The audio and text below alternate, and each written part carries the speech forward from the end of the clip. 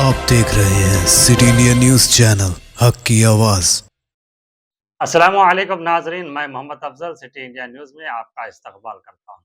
आइए डालते हैं आज की इस अहम खबर पर एक नज़र। ప్రశ్న మాకేస్తున్నారు కదా మీరు. అసలు మొన్న కేసీఆర్ ఫామ్ హౌస్కు పిలిపించుకున్నాడు వీళ్ళను. పిలిపించుకొని ఏం చెప్పిండు, నేనైతే శాతగాక తిరుగుతలేనయ్యా ఇంట్లో పడ్డ ఫామ్ హౌస్లా. మరి మీకేం మాయరోగం వచ్చింది, మీ కాలు చేతులు బాగానే ఉన్నాయి కదా, అట్లా రోడ్లెంబడి పోక హైదరాబాద్లో ఎందుకు కూర్చుంటున్నారు మీరు? గిట్లయితే నేను ఇంట్లో కూర్చుంటే మీరు ఇంట్లో కూర్చుంటే ఇంట్లోకెళ్ళి ఒక ఆమె పోయి బయట దుకాణం పెట్టి మరి ఎట్లా పార్టీ ఉంటుందా బతుకుతుందా అని చెప్పి వీళ్ళని తిట్లు తిట్టకుండా తిడితే అప్పుడు వచ్చి ప్రెస్ మీట్లు పెడతా ఉన్నారు.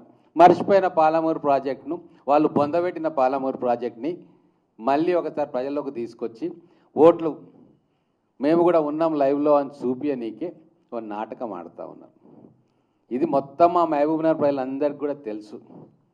అందుకే కేసీఆర్ ఎన్ని మాయమాటలు చెప్పినా నమ్మకుండా నువ్వు మావోడివి కాదురా నాయన, నువ్వు తెలంగాణకు శత్రువు అని చెప్పి బొందబెట్టేటట్టుగా తీర్పిచ్చి 14 నియోజకవర్గాల్లో 12 నియోజకవర్గాలను కాంగ్రెస్ పార్టీ మీద నమ్మకంతో గెలిపించారు.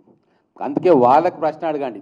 ఎప్పుడు మేము ఏదన్నా చేయాలనుకుంటే మీలాంటి మిత్రులతో మాట్లాడుతుంటాం, సత్సంబంధాలతో. మా కుట్రలు లేవు, కుతంత్రాలు లేవు. కాంగ్రెస్ పార్టీకి ఏదన్నా పాలసీ డెసిషన్ తీసుకుంటుంటే చర్చలు జరుగుతూ ఉంటే మా సీనియర్ జర్నలిస్ట్ మిత్రులు అడుగుతూ ఉంటే గిట్ల అనుకుంటున్నాం అని చెప్తే లీక్ అవుతుంది. ఇక ఇమ్మీడియట్గా వాడు ప్రెస్ మీట్ పెట్టుడు, ఓ మీటింగ్ పెట్టుడు, ఇగో మేము పెట్టినందుకు మీరు ఇస్తున్నారు, అందుకే భయపడ్డారు.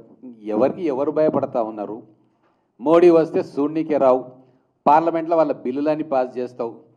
ఈరోజు డీలిమిటేషన్ అప్పుడు కూడా మేము లొలిపెట్టినాక అక్కడ వచ్చి మళ్ళా మేము ఏదో చేస్తున్నా అంటాం. ఈరోజు నిజంగా తెలంగాణకు రక్షణ కవచంగా నిలుస్తున్నది కాంగ్రెస్ పార్టీ.